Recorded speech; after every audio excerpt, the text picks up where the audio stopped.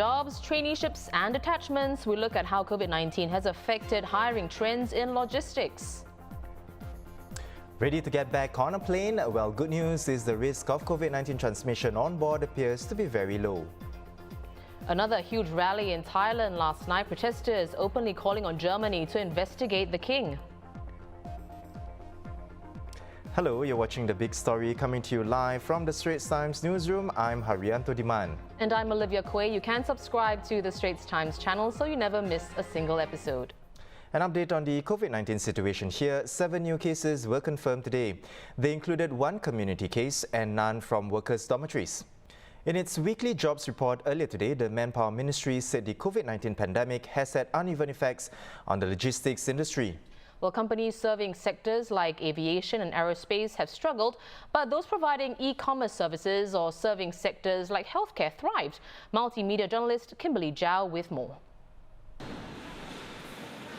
About 1,300 jobs are currently on offer in the logistics sector, with more than 60% being non-PMET roles like transport clerks, material handlers, transport specialists and freight coordinators. PMET roles, on the other hand, include regional business sales managers and business development managers with monthly salaries of between $4,000 and $7,000. Speaking at logistics company DB Schenker, Manpower Minister Josephine Teo said that these opportunities are not exclusive to job seekers within the sector.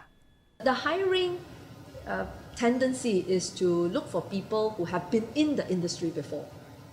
But in the case of logistics, we have noticed that the logistics sector is one of the most open and welcoming of people who are transiting from other occupations, from other industries.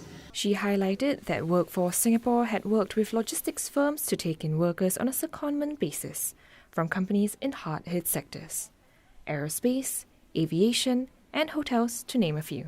Between April and September this year, logistics companies took in close to 380 workers. This increase in hiring needs stems from the company's accelerated adoption of technology in response to rapid changes. This going against the expectation that manpower would drop due to an increase in automation. The impact of technology can be sometimes counterintuitive. It can result in the expansion of the workforce, but qualitatively, the nature of the work that needs to be performed will also change. The impact of technology is not necessarily shrinking the number of people that is needed, but it continues to create growth opportunities for the company and actually result in increased hiring needs. Mrs. Teo was accompanied by Trade and Industry Minister Chan Chun Sing, who said that the logistics sector will continue to grow. He noted that about 1,500 new jobs in logistics will be available over the next 5 years based on investment commitments secured in 2018 and 2019. Kimberly Zhao for the Straits Times.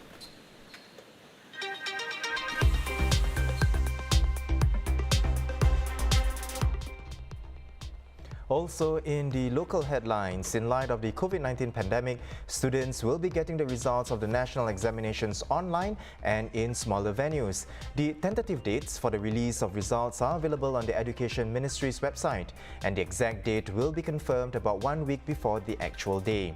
While all candidates can view their results online, MOE said that students can also return to their schools to collect their results in individual classrooms instead of large crowded venues.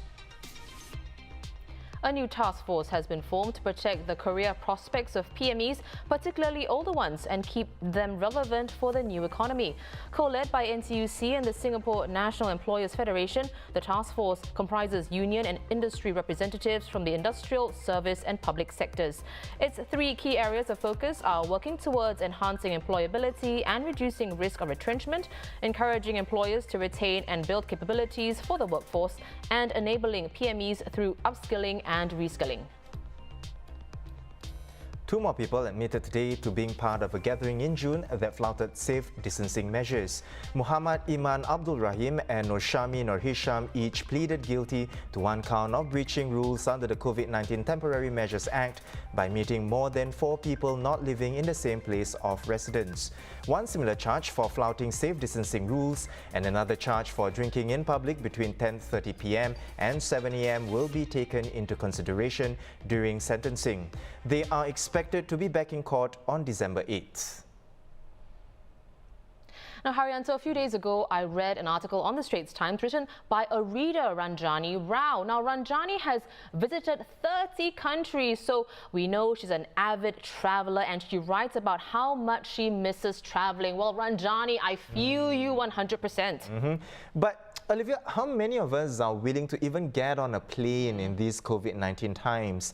Now, experts say that while the risk of contracting the virus during a flight has been reduced, thanks to measures like air filtering, passengers should continue to take precautions while on board because the risk of getting infected cannot be completely eliminated.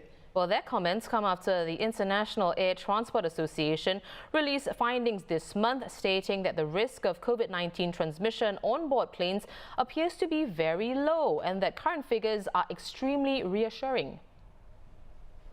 Dr. Leong Ho Nam is here to share his expertise. He is an infectious diseases physician at the Rofi Clinic at Mount Elizabeth Novena. Doctor, let's say we're in a 14-hour non-stop flight to London. Now, on a long flight like this, what scenarios are the risk of COVID-19 transmission or any viral transmission for that matter is at its highest? Good question. If you think about it, a plane is like a tube. You cramp it with people, you're going to get a lot of infectious agents. But in truth, the risk of transmission on board planes is actually very, very low. If you look at SARS, the first coronavirus one, that risk was very low. Now, if you look at COVID-2, the risk again is relatively low. But why is it so? The airplanes have a very good filtration system called a HEPA filter, and then it would actually clean the airway in for yourself, the 3 rows ahead of you, and the 3 rows behind. So if you have spatial distancing between the two and you wear your mask on, it's actually quite safe. There are a few measures that can help us in protecting from COVID-19. Number one, wear your mask on. You keep the mask on throughout the trip, except when you're eating. Number two, sit at the window seat instead of the aisle seat. The reason is as people walk in and out to the toilet, they actually may pass the infection to you. Number three, try not to use the toilet, and if you have to use it, please remember, wear the mask on and keep your hands safe. Before you touch your face again, wash your hands. Be very careful of the tap and the handles or even the push button for the toilet system. Anywhere you touch, the virus may be contaminated and in turn spread onto you. Keep your mask on all the time, only except when you eat. When you eat, take it off. When you're done, put it on. Right. Well, definitely good habits to pick up. So, doctor, to further minimize the chance of contracting COVID-19 while traveling, would you say it's safer for passengers to transit somewhere or take direct flights? I actually would prefer direct flights. The simple reason is if I transit at another city, then I'll be potentially exposed to viruses in that city. So I would have 2 points of contact tracing, not just on board the plane or even 2 planes because I bought 2 planes, but as well as the city which I'm transiting. So direct flights, less exposure. You're only exposed to the people on board the planes, and that means less risk for COVID-19. Right, well, thank you so much for your time. As always, Dr. Leong, we've been speaking to Dr. Leong Ho Nam, an infectious diseases specialist at the Rofi Clinic.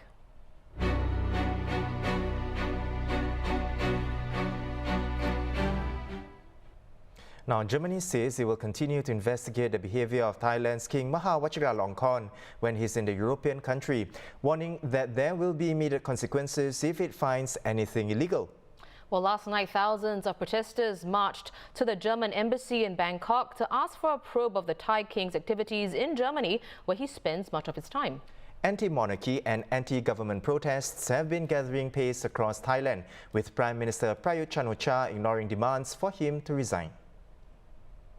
Let's find out the latest from our Indo-China Bureau Chief Tan Hui-yi, who joins us from Bangkok.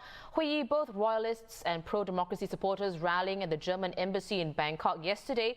How has Germany responded to pressures from both sides?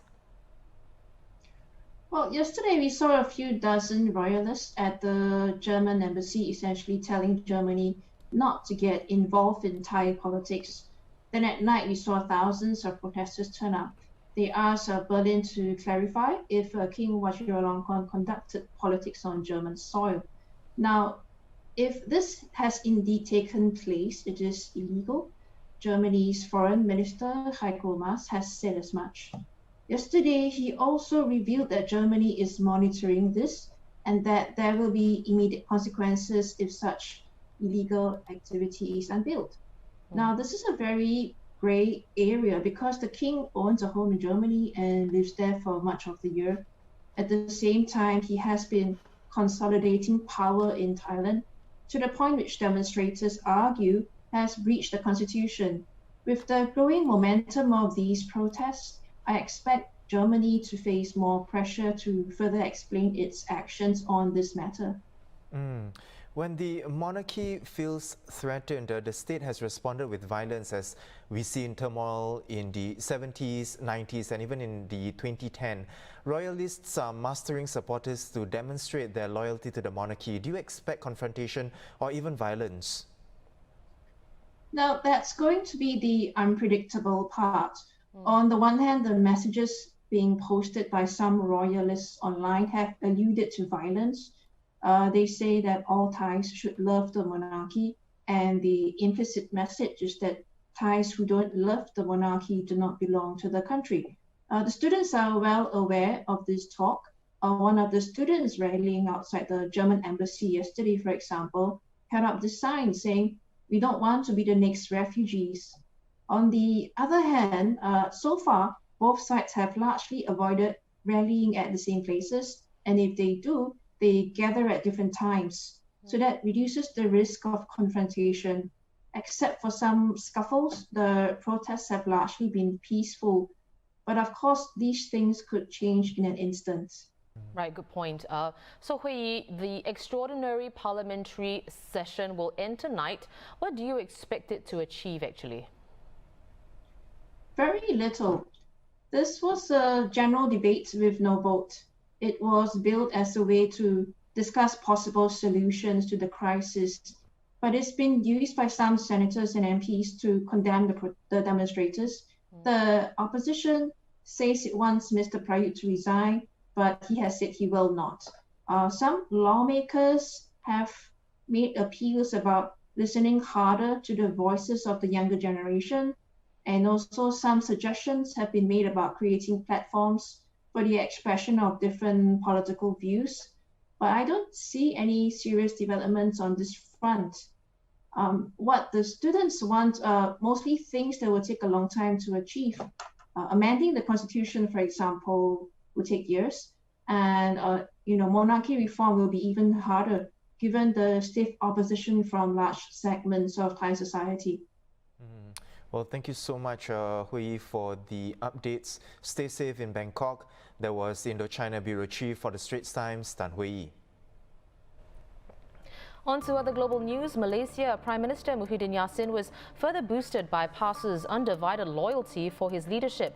This coming just hours after UMNO decided not to quit the Perikatan Nasional government following a series of marathon meetings yesterday. PAS's Secretary General also called on the UMNO-led Barisan Nasional to defend the leadership of the Prime Minister, stressing that PAS supports all 18 MPs with the PN government. Still on Malaysia, 10,000 police personnel are now under quarantine, with over 200 testing positive for Covid-19 and undergoing treatment. And this has put a huge strain on the deployment of personnel, and the police are now considering the situation as a security concern. Pleading for a stronger and united fight by Malaysians, Home Minister Hamzah Zainuddin said the country was running against time and that there was a need for an end to incessant politicking. Hong Kong is drafting a law that would make Covid-19 tests mandatory for people with symptoms and other high-risk groups. The move follows a voluntary citywide summer testing program that unearthed only a handful of positive cases. The program was bedeviled by public skepticism and suspicion that the Beijing-backed drive was a move to harvest residents' DNA, claims which the Hong Kong government denied. The Republican-controlled U.S. Senate handed President Donald Trump a major pre-election political victory by confirming his Supreme Court nominee Amy Coney Barrett just 8 days before the election. It was a 52-48 vote with Democrats unified in opposition. No Supreme Court justice had ever been confirmed so close to a presidential election. Meanwhile, Mr. Trump barnstormed Pennsylvania with 3 mass rallies demonstrating how badly he wants to claim the state. He told large, enthusiastic crowds of supporters to ignore polls showing Democratic candidate Joe Biden leading in Pennsylvania and across other battleground states. Mr. Biden made a surprise appearance in the swing state as well in the town of Chester. He hammered Mr. Trump's response to the COVID-19 pandemic, accusing him of giving up on mastering the virus. Well, those are our top stories for today. For more news and videos, visit straitstimes.com and subscribe to our YouTube channel by hitting the red button below. Once again, I'm Haryanto Diman with Olivia Quay. Join us tomorrow for more stories on The Big Story.